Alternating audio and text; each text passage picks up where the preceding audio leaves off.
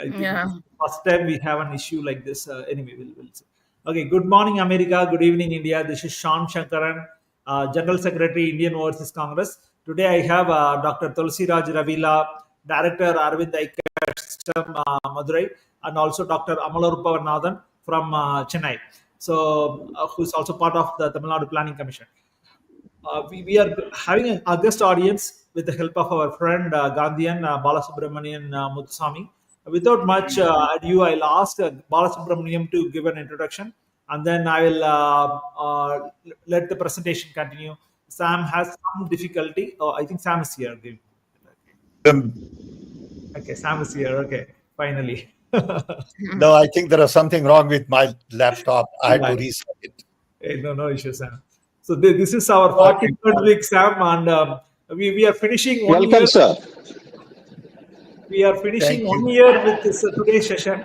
Out of 53 weeks in this last 1 year, out of 53 weeks in this last 1 year, we have finished 43 weeks, despite you were traveling along with Rahul Gandhi through Europe and a lot of things. We have missed only 10 sessions, which is very amazing, really amazing. Well, thank you for both of you, Sean and Priyamvada, for doing this. It wouldn't happen without two of you. Thank you, Sean, for the leadership. My apology for being late. I want to welcome our guest today. I'm delighted that Bala and their colleagues have been able to join. Earlier, I thought we'll talk a little bit about US elections, but let's not spend time on this, and let's go on directly to the topic we are going to be discussing. I'm aware of the good work Aravind Eye Care has done. I know a lot about it because we are all proud of their long journey and the contribution they have made to Indian society in general. They do millions and millions of these things at a very low cost, and there is a lot to learn from them. So I'm delighted that they are here today to tell us a little bit, especially to our younger people, that some great work is going on in India. And it is not in the last 10 years. It has been going on for decades. And all of these people have spent their life serving the nation. Unfortunately, very few young people know about these things. So I'm thankful to all of them. I want to hear more about their work, and I want our young people to get inspired with the kind of quality work they do at a price which is unthinkable in America.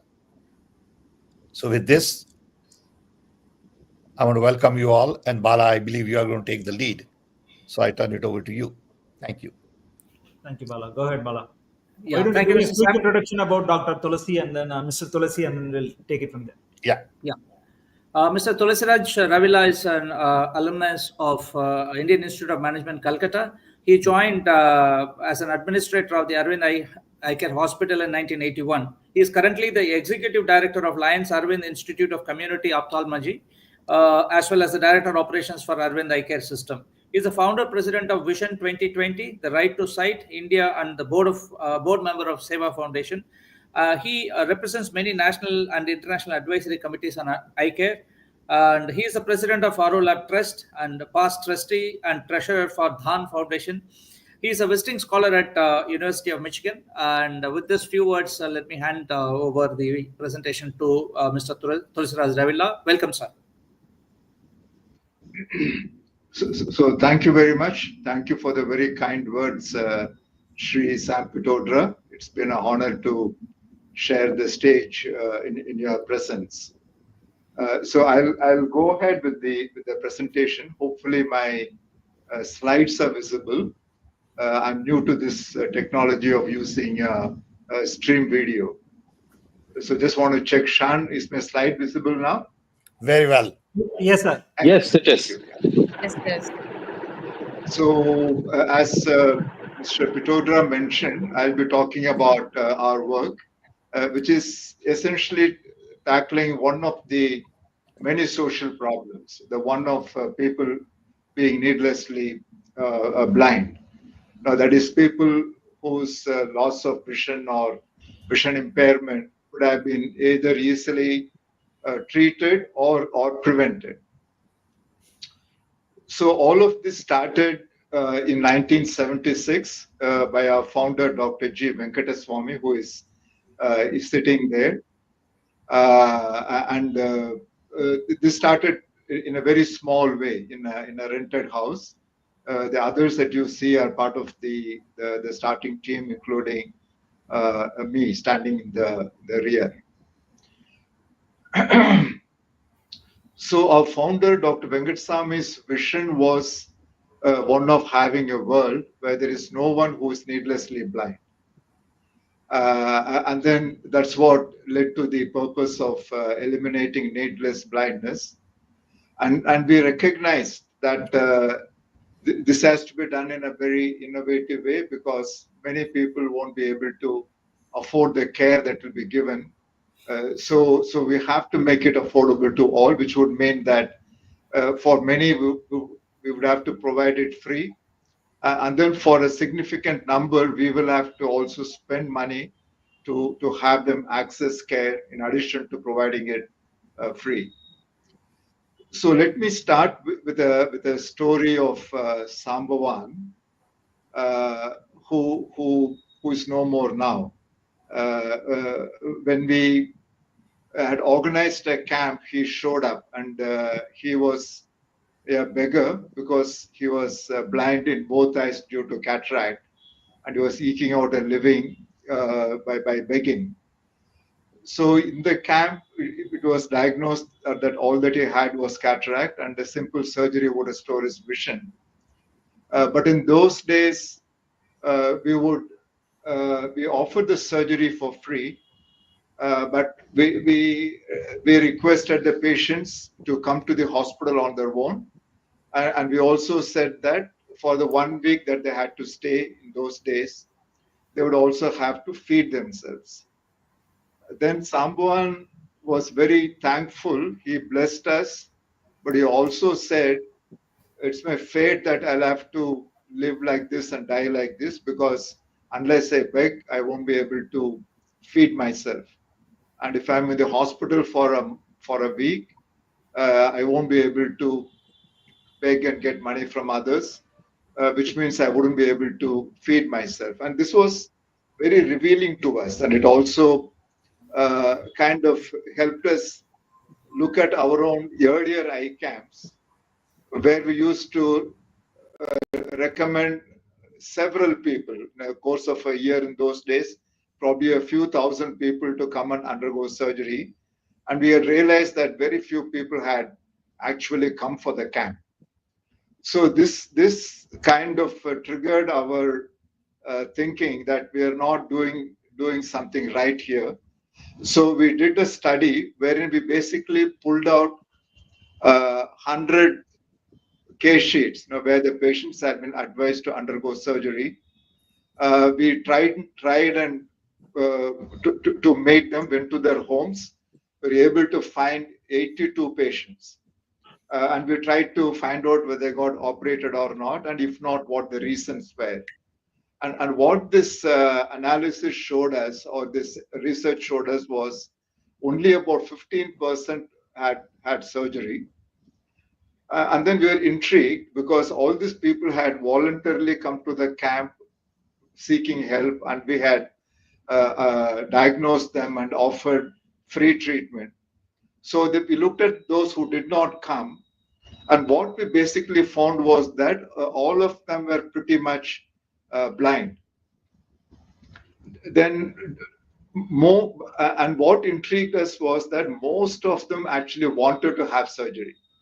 So this was puzzling, and when we dug deeper and asked questions as to why they didn't undergo the surgery, what came out was that it was basically a socio-economic reason.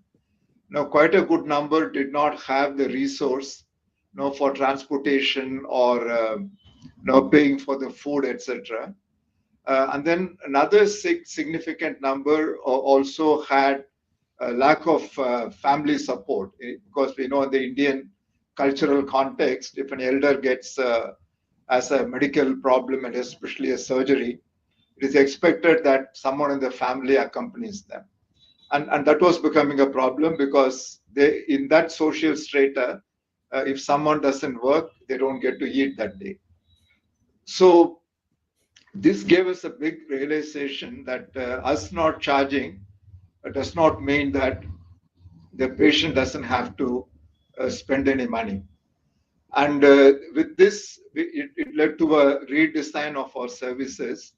So we recognized that in order to make care affordable, we not only have to provide free surgery, but we also have to provide them free transportation to the hospital and back, as well as feed them when they're in the hospital. And that became part of the offering.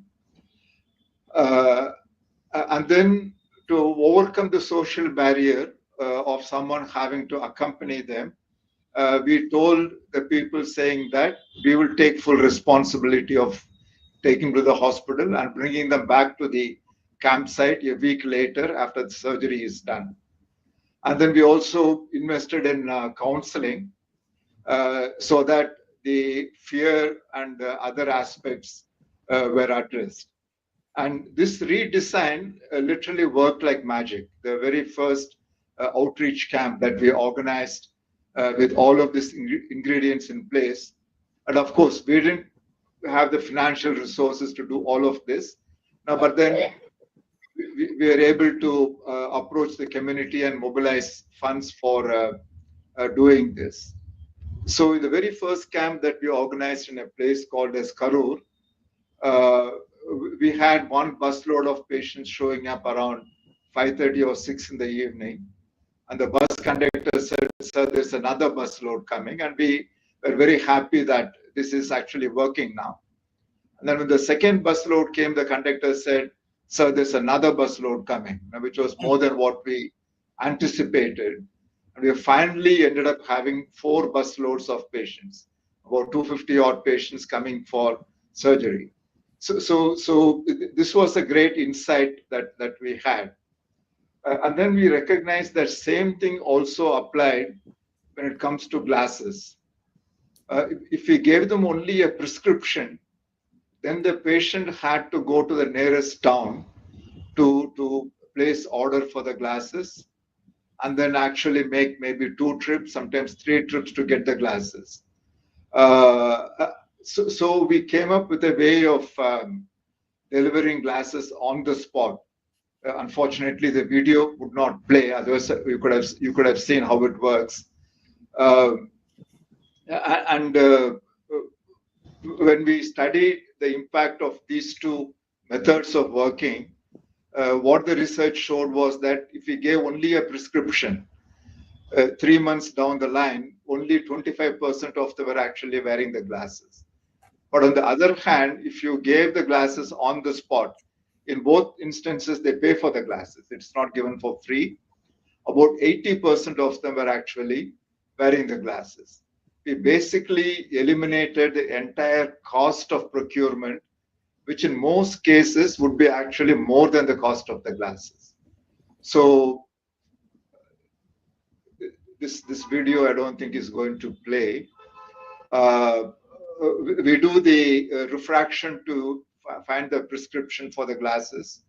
And then we take an inventory of lenses and frames, and based on whatever frame they choose, we immediately fit the correct lens to the frame and give it to the patient. All of this we're able to do in about 25-30 minutes. With the result, the patient can actually try on the glasses and make sure the quality is appropriate, and then they leave with the glasses. So this is so the major insight that we had in this was that providing services is not good enough, even if it is for free. We really have to enable the patients to access it. But this we recognized requires want to own the problem, and we'll also have to redefine the boundaries. And otherwise, usually hospitals and healthcare providers feel that their role is to do the diagnosis, prescribe treatment, and then if someone is willing to undergo the treatment, they would carry it out. Otherwise, it is all expected to be the patient's responsibility.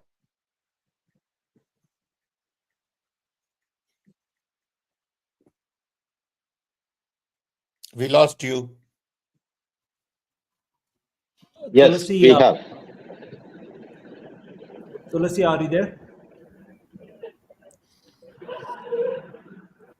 We have trouble hearing your audio, Mr. Tulasi. Maybe he put And us towards on that, by mistake. Yeah, Yes, we back. got He's back. yeah, Okay. we got you. We missed maybe the update what you were sharing last maybe. you lost some of my input, is it? Yeah, correct. Audio. Yes. Okay. I'll About 2 was it in minutes of this? your audio. About just this slide. Yeah, this one. Last slide. Okay. Thank you for flagging this. So the insight that we had with that kind of process was that providing services even for free is not good enough, and that we had to actually enable the patient to access it. And to do this, we also recognized that we had to own the problem, which typically is not seen as the hospital's problem. If a patient did not come, most providers would feel it is the patient's responsibility. So which really required that we redefine the problem and own the patient's inability as our problem and not just pass it off as the patient's problem. And I think that DNA shift helped us help the community overcome these issues. The second realization that we had was that not everyone with poor vision is able to seek care. So our focus was on people who are not seeking care, or what I'm terming as the non-customers.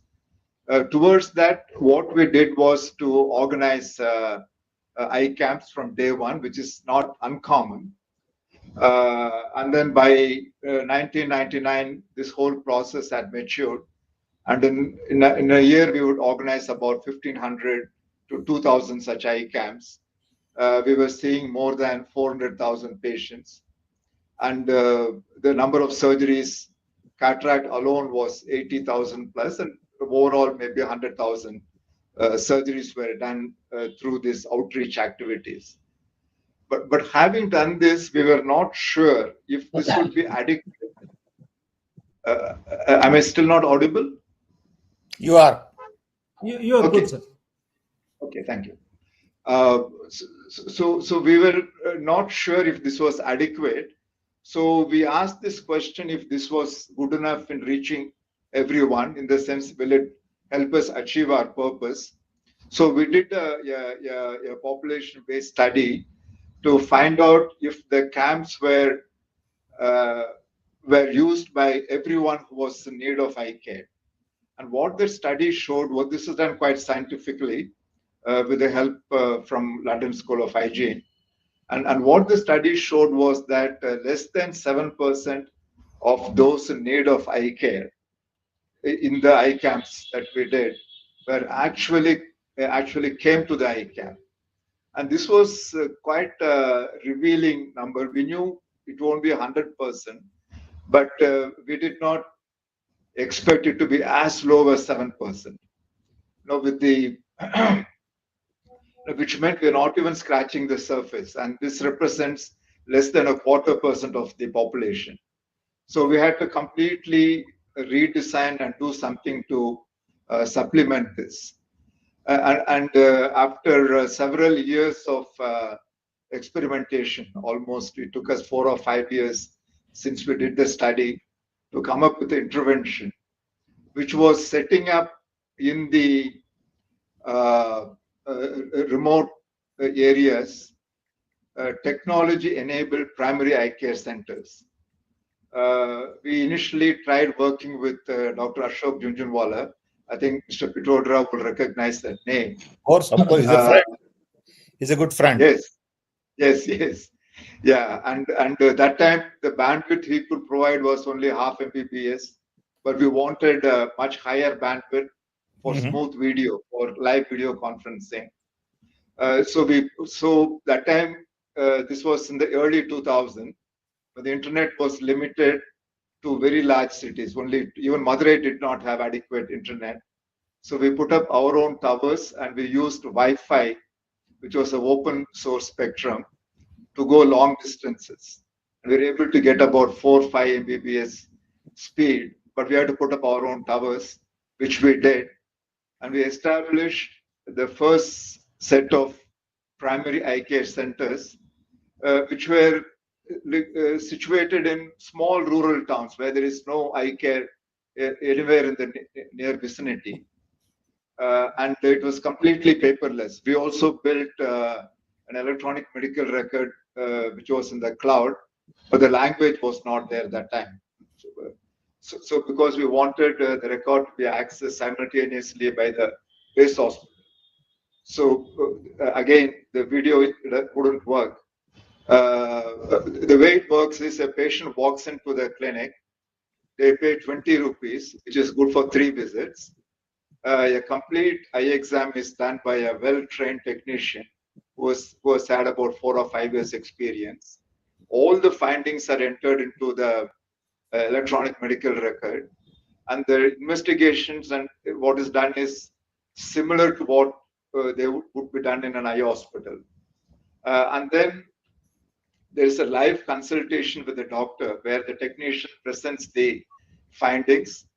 The doctor clarifies it, then the doctor talks to the patient with the diagnosis, and then whatever is a prescription, medicines or glasses, is sent by the doctor, which gets printed out at the primary eye care center.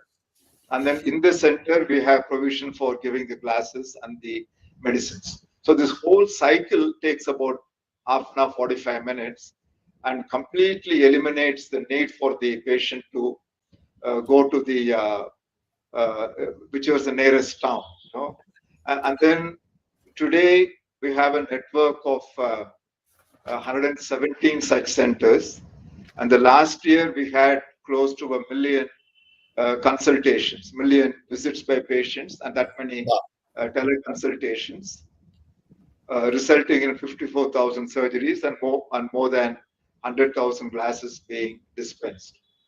And then what was very interesting was that because of the earlier experience, we started tracking very closely the population coverage. The 113 centers which were there, the data is till March 24, covered a population of about 12 million. And of the 12 million, we had 3 million people register and get eye care, which relates to 25% of the population, which is literally 100 times more than what the eye camps were doing. So this has been a significant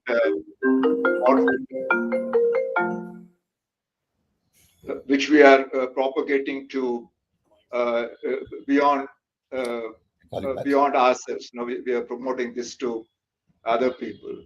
And then the insight out of this was this relentless pursuit of focusing on needless, those who are not coming to us, the non-customers, is actually a market building exercise, and not competing. Because if you're competing for existing patients, then we are not moving the needle. Whether we provide care or somebody else provides care, care is given. But it is those who are not accessing care are the ones that we have to target. So, and this has helped us by growing the market. We also get to serve. We get the first pick of those who are entering the market. The third aspect is how do you do a patient-centric design, recognizing that the patient has got multiple costs involved.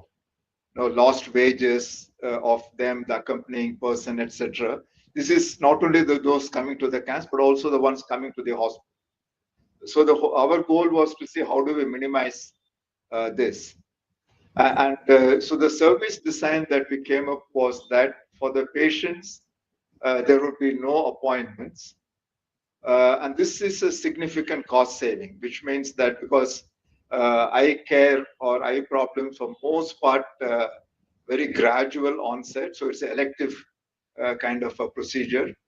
So when there is no appointment, they can come to the hospital. When they come to the town for some other activities, for a wedding, for shopping, they can just add on to it. Otherwise, they'll have to make a visit specifically for the hospital. But you can also imagine in the late 1970s, telephone was a huge luxury. I had to wait for 4 or 5 years, and Mr. Pitodra changed that whole scene when he brought in the CDOT technology. But otherwise, making an appointment would be quite expensive. They had to make a personal visit and so on. But in spite of not having appointments, we figured out to provide care without any waiting list, either for outpatient consultation or for surgery, which again you'll find is dramatically different from what happens in US, Canada, or UK, where the waiting list could be months on end. And then we also designed it so that the entire care cycle, including cross consultation, everything can happen in a single visit, including surgery if the patient is willing to have surgery immediately. And also provide care at the appropriate level, because we had primary eye care centers, secondary and tertiary centers. And we also gave the liberty to the patient to choose to pay or not pay. In the sense, if they came to the paying section, they would pay. They went to the free section, the entire professional services was for free. And then there was no gatekeeping for this. So that was the design. And then on the hospital side, what we did was to manage all this, we came up with a fairly good predicting model, by which we're able to predict how many patients will come on a day. And it's fairly accurate. We are off by less than a 5% bandwidth. And we focused on efficiency and quality, because all of this reduces overall effort. And we also innovatively manage bottlenecks. I'll give one example of this. If there is one surgeon who has one operating table supported by one scrub nurse, and if the surgeon had only one set of instruments, even though the surgery takes only less than 10 minutes, the surgeon can perform only one surgery per hour. But with the same surgeon, if he added another table and gave another support clinical staff, a scrub nurse, and a few more instrument sets, the same surgeon can do 6 to 8 surgeries per hour. So, and then again, this video would have explained it, but you can see the way it works. There are 2 tables, and then on one table, the surgeon is operating. On the other table, there's a nurse. You can only see her hand, but then she's getting it ready to get the next patient to come. And by the time the surgeon finishes this, the surgeon just swings the microscope over to the other patient. And we position the microscope in a particular fashion, by which we also minimize the effort required for focusing, etc. There's no need to shift the microscope, just the arm swings over. And then the surgeon starts operating while the nurse on this table would finish up the bandaging, etc., remove the patient, and bring in the next patient. So by this back and forth, we basically eliminated the time between the 2 surgeries, and that has led to increased productivity. And then the doctors are the bottleneck resource, in the sense they are the most critical resource, and good management would say that you shouldn't keep an idle resource, a critical resource idle. So this way of reducing cost and effort, I think, is driven when you are able to have things from the patient's perspective, and that requires a certain element of empathy and compassion to drive this. I'll touch on a couple of mindsets, which again has helped us, because we have to recognize that all of us operate under constraints, and then we can either complain or figure out how to do it. So some examples of how we figured out. When we started out, we had ophthalmologists, not enough, few, but then there was zero support staff. There were no courses, or even today it is just falling in place. Even today it's a struggle. So initial days we used to take some village girls and organically train them literally on the job, 4 or 5 girls each year.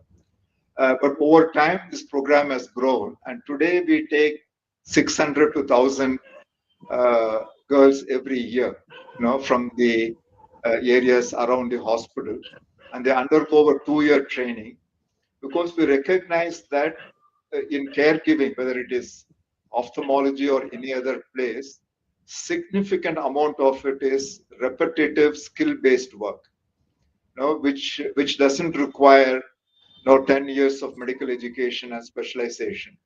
So we did a lot of task shifting, with the result that close to 80% of the touch points of the patient are done by these young women. And since each of them does only 1 or 2 skills or tasks, the quality of that work is far superior than what a well-qualified doctor would be able to do. So these are repetitive, skill-based routine tasks, while the doctor is reserved for doing the more advanced things like surgery or diagnosis, which requires a tremendous amount of medical insight and knowledge as a background to interpret all the results. So everything that is measuring, as you can see here, power of glasses, pressure of the eye, or imaging, all of that is done by this staff. The other innovation that we did recently was that in order to prescribe glasses, you need to find out what is the refractive error. And that again is a very specialized skill, which would take about 2 years of training. And then there are not enough training places, or once trained, these people are not very happy to work in rural villages. So we worked with MIT and Harvard, their media labs, and then we developed this equipment which looks like a binoculars called as EC. That's a brand name that we are given, where the patient just has to look into it for 20 seconds. Nothing else is required. And then using certain technologies of aberrometry, your prescription gets generated of what glasses they have to wear. And this has been validated, and this pie chart actually had some numbers, which is not visible, basically saying that this is as good as someone with 4 years of training giving a prescription. So literally, this machine-generated prescription can be given to an optical shop, and they can get the glasses. Or more recently, we worked with Google, wherein we would upload a retinal image, and that would get interpreted in the cloud, and then we would get a report saying that whether the patient has got a diabetic patient, whether they've got diabetic retinopathy, and if yes, what stage is it, should they be referred or not. And that has been incredibly powerful, because we are now able to bring the expertise of a highly skilled retina surgeon to the primary eye care centers. And of course, there's always a overriding filter on that, because that is again seen by the doctor providing the teleconsultation. And then we are now able to not only diagnose the diabetic patients, whether they have retinal problems or not, but also follow them up at the primary eye care centers itself. And then another innovation was that in the late 1980s, for people who have had cataract surgery, some of the audience might have, the current practice is to implant a lens. But till the late 1980s, the standard surgery was to remove the human lens, which is the cataract surgery, and then give the person a thick glasses like this the elderly gentleman is wearing, to be of power of plus 10 or plus 12, very heavy. And then the quality of vision was not so great. But then the problem was these lenses cost about $150 to $200 then, which was far beyond the reach of an average Indian. Even a middle-class Indian couldn't afford it. The result, very few surgeries with the lens implant was being done in the early 1990s. And our efforts to bring down the price, we thought $10 then would have been appropriate. But that was not within the negotiating bandwidth. $150 to $10 was a huge difference. Then we decided that after doing a lot of research, and we took the bold decision to set up our own manufacturing facility, which was again set up as a not-for-profit entity. Today, Aurolab makes, and then when we introduced the lenses, we made a 10x price disruption, and then offered it for $10. And interestingly, we made some profit even at that low price. And today, Aurolab is a significant provider of lenses globally. And we estimate that we probably have about 12% of the global market by volume. We pretty much cover all the developing countries in Latin America, in Africa, and in Asia. But we are not present in the more developed economies like Western Europe, Pacific Rim, or the North America. So this has been another insight that we need to build organizations that are self-reliant and with a can-do attitude. And again, we felt that our purpose was a big driver of this purpose as well as the values. I'll skip this because this is a video which will not play. So I'll just briefly go over the impact.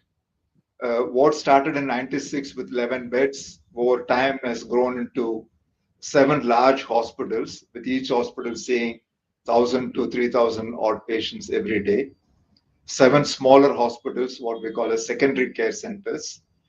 7 clinics that are run by doctors, and 117 primary eye care centers.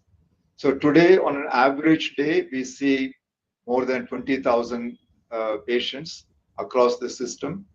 We do between 2,000 to 3,000 surgeries, lots of outreach work. And then we have a very robust human resource pipeline. So we do a lot of training for doctors, technicians, and administrators. Last year, we handled more than 6 million outpatient examinations, performed close to 730,000 surgeries, close to 900,000 glasses dispensed, with half of the surgeries being provided either free or steeply subsidized. To give a perspective of this volume, this may be equal, I'm not sure of the current numbers, or more than what is done by all of NHS in the United Kingdom. And our area of operations is essentially Tamil Nadu and the bordering states of Andhra Pradesh.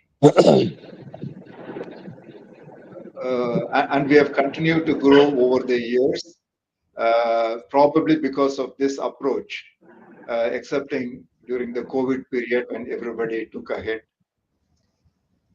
Another thing that we have done is to share all that we have done, because the purpose was to eliminate blindness worldwide, and clearly we are not going to do it by ourselves. So we felt it is appropriate that we share it So we came up, and we do this very proactively. We set up an institute in 1992 with adequate faculty. We offer 45 odd courses, structured courses, for providing specific skill development, as well as long-term training of ophthalmologists. Over the years, we have trained close to 13,000 people in countries. In addition to that, we do consulting, wherein the difference is that the clients don't pay us. We raise some grant money for doing it. We have worked with about 370 odd hospitals across 29 countries. Through this initiative, we have added to whatever they're doing earlier on about 800,000 surgeries annually. So that much additional eye care has happened through our input, but of course, all the work is done by these partner hospitals. We are also very actively scaling up the primary eye care centers, which we found to be very effective. And we set a goal of creating access to 1 billion people. This is just our own internal goal and nothing that we will take credit for, because it's more of a movement. We were able to convince the Bangladesh government, when the previous government was there, Sheikh Hasina, she became a strong advocate of this, and then established more than 200 vision centers in Bangladesh. Along with other agencies, we have 235. So today we estimate that we are possibly around 25% of this 1 billion mark that we had hoped to do it. And we are under no pressure to do it other than the pressure that we bring on internally. We've also been pretty robust in publications. I want to conclude my talk with a few slides, because I think doing what we have done, we also have to build the DNA of the organization. It's not just about the systems and processes. That we felt falls in place with conflicting, self-imposed conflicting principles. I just explain what they are. One of the conflicting principles is that we have to do high or be highly productive.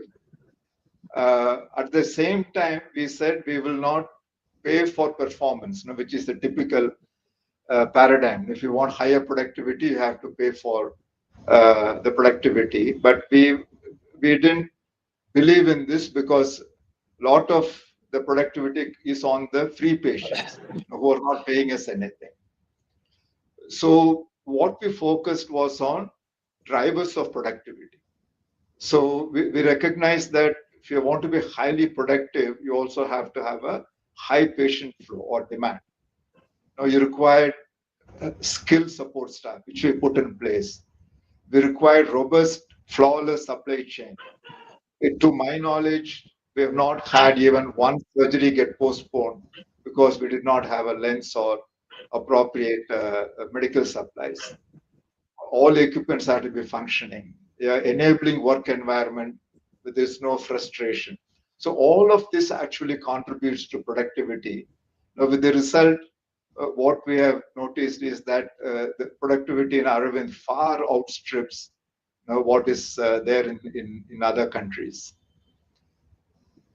The other tension that we worked was that how do you solve the blindness problem when most patients can't pay? But we also put in another counter, non-negotiable, that we will not raise donations for our work, for the core work. We'll of course accept people if somebody is moved to give us some donation, but then we don't have any formal program for raising money. So to do this, what we did was to focus on what would bring in patients and the revenues, which is good quality, good outcomes, good patient experience. When you deliver this, you automatically get patients who are willing to pay, which means your top line gets taken care of.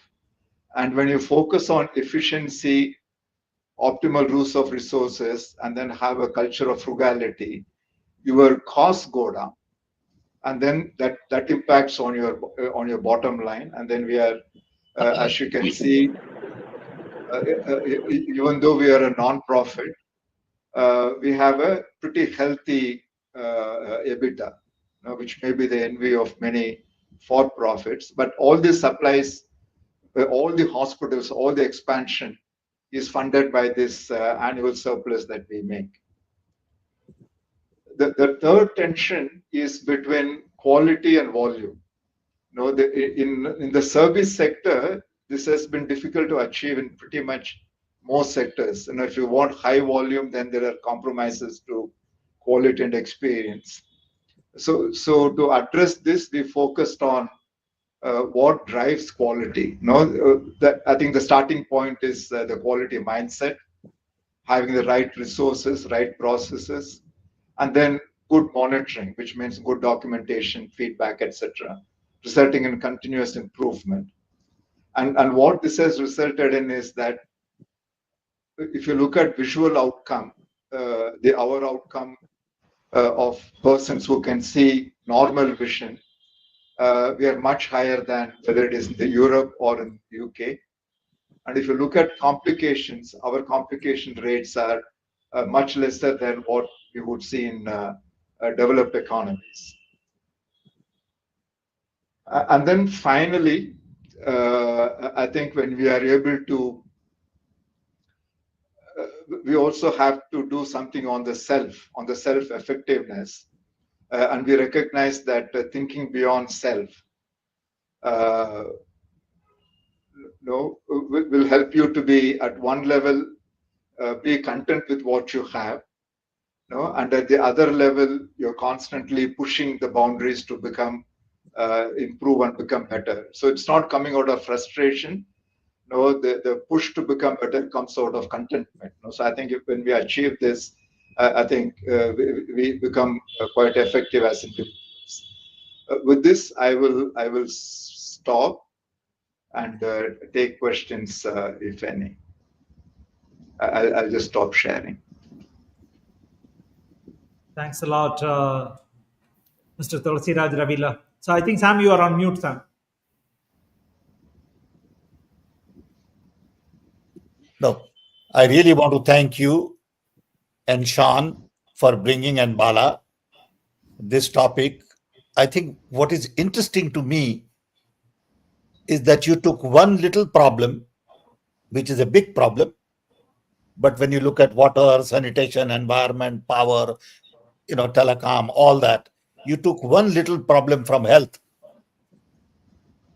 and made a huge impact. So my message to a lot of young people is that you don't have to boil the ocean. See, a lot of young people I talk to, they want to solve all world's problems.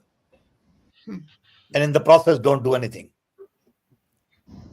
Here is a classical example of taking one little thing and make a huge impact. There are lots of little things like this around, where you focus on one vertical and then you go broad. And to me, this is the most important message. You really created a model that competed with the world, reduced cost, improved access, and made it affordable. I think affordable and sustainable go hand in hand. And you have shown how cleverly it can be done. So my compliments. Sorry, Thank Sean. you, sir. Thank you. There are a lot of kind of kudos for what you are doing from internet, from LinkedIn, multiple places. So I think amazing series of innovation, and the reduction in cost by 10x is remarkable. I'm from Tamil Nadu, know that they are doing good vision, and the scale of operation is significant. Very effective interventions and insightful actions to ensure high success rates. Great initiative. Thank you. I think a lot of great positive feedback. Thanks a lot. Thank you, everyone. Are there any specific questions from Dr. Amalur Pavanathan or Bala to pick the brain of Mr. Tulasi? I'm just amazed and dazed listening to this extraordinary achievement.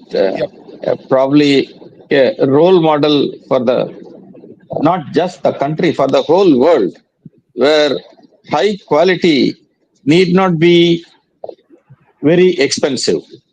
It's actually, as one of my mentors said, good medicine is always cheap. It is only bad medicine which is costly. And you have proven to the world this simple truth, that good medicine need not be prohibitively costly. It can be affordable to the vast majority of the citizens of this world. There are some similar experiments that readily come to my mind. One is the Cancer Institute at Adyar. Another is Sindh Institute of Urology and Transplantation in Pakistan, where anybody can walk in and have a transplant free. They need not pay. If they want to pay, they can pay in the cash counter later, but not before surgery. And it's one of the huge models in the world. And such models are only few and far in between, and somehow not being able to be replicated by the state governments or the central governments at all. So, but I think the young doctors who are listening to this will choose their way. As one of my a plastic surgery professor told me that Amal, I have two ways. One is I can keep on doing beauty surgeries for actresses, or I can treat burns victims, and I choose the later. So I think if all doctors take up to this vision of serving the society for which their medical education was intended primarily to, we will see a better world. Thanks again for this amazing lecture. And I think every young aspiring doctor should see this and learn from this extraordinary and brilliant lecture. Thank you very much. Thank you, Dr. Amalur Pavanathan. Bala, I have one question, then I'll give Sam maybe an update on what has happened globally last week on the American elections. Bala, where do you see Gandhi coming in this model? See, I think Aravind is phenomenal, right? So why they are a Gandhian change maker, you believe? See, actually, this is a point where Peter Drucker, the management philosopher, and Gandhi come together.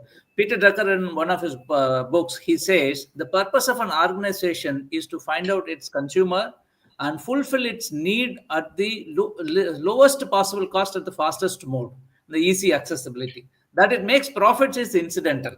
It's saying when an organization goes around, identifying the problem of the consumer, goes around fulfilling at the lowest cost possible, then the profit is it is normal. It has to come, and the EBITDA of 29%, when we are comparing with the corporate hospitals, 12 to 14% is amazingly high.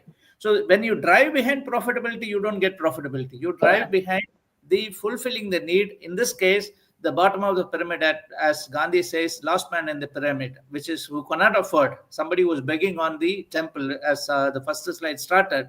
Their consumer is that is the last man in the pyramid. That is what Gandhi's principle also says. It's a brilliant presentation, Mr. Tulasiraj. I'm amazed, actually. I'm dazed. I'm going to reread this, almost like going through a lecture by one of the best professors on management, and it's exactly, Bala, really amazing. Yeah. Sir, I have a question. Yeah, go ahead. Can I just supplement? I'll do a quick supplement. Please. On the link with the Gandhian.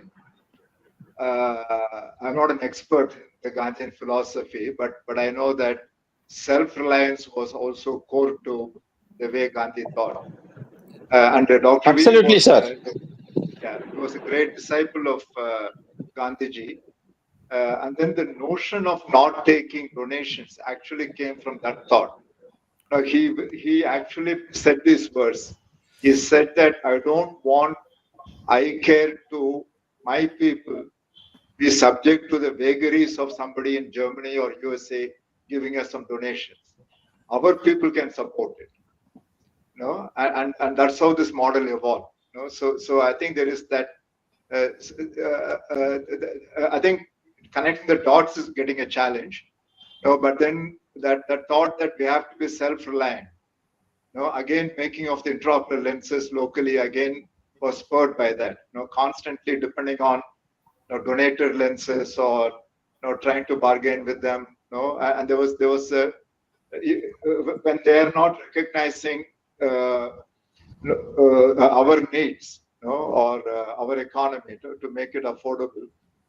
So all of that, I think the self-reliance is possibly a one big factor, which resonates with Gandhian philosophy. Yeah.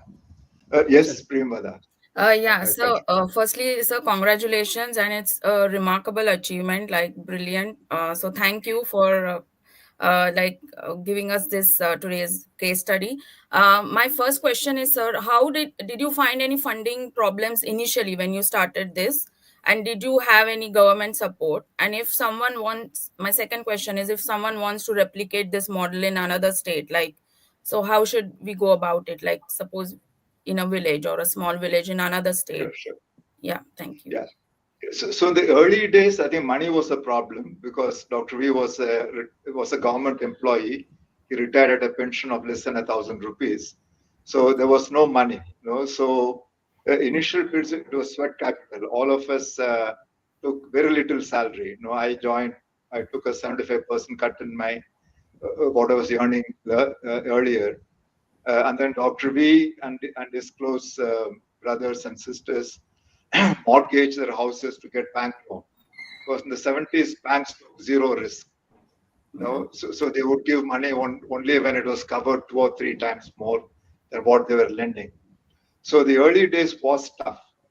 And that continued possibly for the first decade or so. But as the volume and the scale built up, we were able to slowly start paying market wages. So in my estimate, it took us about 15 years or so for us to actually start paying ourselves what was required, the more or less the market wages.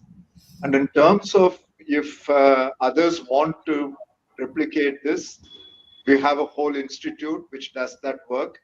And then we typically don't charge or request people to pay us because we're able to raise some grants to do that. So I just want to clarify. I said we don't take donations when I talk about grants. So we don't take donations for the core work, which is patient care and the training that goes to support the patient care. For all the other experimentation or research and helping other hospitals, we're able to take grant money, and that's not been difficult to get. Because Has anyone in UP and Bihar taken this? Yes, sir. In fact, we are running we in fact set up 2 hospitals for Rajiv Gandhi Foundation. That I know. Amethi and Lucknow. Yeah, that I know. Which we are not managing now, but they still continue to do phenomenal work. Even today, we are actually managing the Sitapur Eye Hospital. Other than that, there have been half a dozen hospitals that we have mentored and helped to become more effective. This we have done for Bihar. Across the only states where we have not been active is Jammu Kashmir. Otherwise, every other state we have hospitals that we have helped. Would you like to be active in Jammu Kashmir? Certainly, sir. Certainly. Okay, I'll talk to Abdullah. Yeah. I'll talk to certainly. Thank you, sir. Thank you. A lot of people from different states are saying, I think you are doing great job in Assam, and I think somebody wants you to come to Erode. Good. So I think without much ado, I'll give back to Sam. So Sam, do you want to kind of touch upon No, I think we'll do it next time. This is such an interesting topic. Shan, I don't. Shan, can I have just a point to make? Yeah, sure, please. Shan, no, this is, I have been observing the medical field for about 30 years. And the last 10 or 15 years, we see emergence of elaborate corporate sector in the medical field. Today, big corporate hospitals are no longer answerable to patients, they are answerable to their shareholders. Absolutely. The transcontinental flight of capital into these countries like India is phenomenal. It's in billions of dollars. The result is these big corporate hospitals absorb the best of the talent from the government sector and leave them high and dry. And this corporatization has also produced a very different culture that patients have to pay very high money and five-star type of suit and delivering births, etc. It's changing the culture of medical treatment in every branch of medicine except in ophthalmology. They failed totally in Tamil Nadu, probably because of an institution like Aravind Eye Hospital. The corporate sector could never penetrate ophthalmology in Tamil Nadu, probably because of the model put forth by Aravind Eye Hospital. This is my opinion. Thank you. Thank you. I agree with you 100%. I think it is not just a problem in health industry. It is also a problem in education. When I went to college Yes, sir. in 1950s, my tuition was 50 rupees. Now it is 50,000 rupees. So corporatization of education has also done the same thing. I think that's where the Gandhian thinking comes in. Decentralization, self-reliance, local talent, local capabilities, local solutions, affordability, sustainability. How do you get all of these things together? And it can only happen if you develop domain experts who are willing to give and not take. Like Mr. Ravela said, that they had to take less salaries in the beginning. It was a sacrifice. They made the sacrifice. How many people today are willing to make that kind of sacrifice for 10 years to serve people? I think that's Gandhian. Sacrifice is part of that Gandhian attitude. So ideally, we need to identify opportunities like this in health and education and environment. These are the three areas where we need to identify similar opportunities. Is knee replacement an opportunity? Is diabetes an opportunity? Is whatever, hearing an opportunity? So domain experts in health will have to say, I'll take these 10 verticals and do exactly what Aravind did. Then in education, we'll have to say, why does it cost 10 lakh rupees to get an MBA? I know I can get you an MBA for 5,000 rupees, guaranteed. It may not be exactly like Harvard or IIM. That's okay. Can it be 60%, 40% of that? With all the new technology and new tools, can I offer like MBA to all the MSME people? Saying you don't have to have a graduate degree to get an MBA. So I think these are the kind of things we need to really focus on. We are a very large country. Our needs are massive. I don't think India should focus just on bringing foreign capital and inviting all these multinationals. That's where we are different. And that's where we get beating also. Because modern generation doesn't understand that. They want to charge maximum for eye care and show it to their shareholder that we can give them better IRR. And we want to do exactly opposite to that. And that's the fight going on today in the world. What happened in US election is an example. Okay. Everywhere, rich are becoming richer and poor are remaining poor. Inequality has increased. That is the global challenge. And what Aravind has done is shown that there is a path forward. And I don't want to dilute this conversation today by talking about Trump or election. Okay. So I would just once again thank Mr. Avila for sharing his slides and lifetime of commitment and experience. And I would encourage a lot of our young people to think about focusing on a specific area and really build expertise to solve a problem. And there are problems not just in health. There are problems in education, environment, employment generation, sanitation, water. There are lots of challenges. And only India can find scalable, sustainable solutions for the world. Yeah. True. Not just for India. True. India is the workforce of the world. Nobody can produce the kind of workforce we produce. IT has shown that. Medicine has shown that. In America, there are 60, 50,000 Indian doctors who run American health system. If they stop working, the whole thing will collapse. I'm telling you. It's a very prominent role Indian medical graduates play. And they all got their education in India, funded by Indians. And that's India's contribution to America. No one looks at it that way. India has contributed tens of billions of dollars to America in the health sector. So, thank you again. Really appreciate and hope we can have more conversations like this. Sounds good, Sam. Looking forward to meet all of you with a different topic next week. Thank you. Thanks, everybody. Thank you, sir. Thank you for this. Thank you. Thank you. Thank you very much for this amazing opportunity to learn from Mr. Tulsi. Thank you. Thank you. Thank you, sir. Thank you. And if you know somebody like this, please bring them to our attention. Yes, sir. Sure. Because Sure. we don't know everybody. We have limited knowledge. So if you know somebody is doing some great work like this, let's bring them on the Sure, platform. sir. Okay. Yeah.